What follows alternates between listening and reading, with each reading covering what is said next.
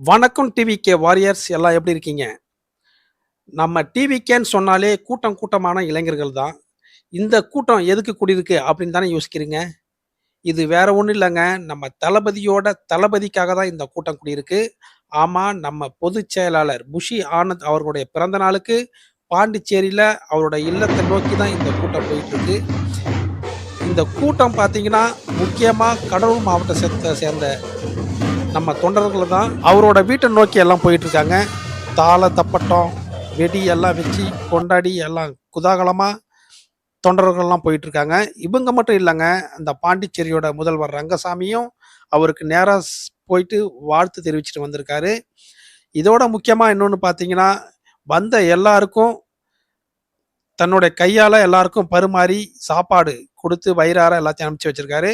வாங்க இந்த வீடியோவ முழுசா எல்லாத்தையும் பாருங்க.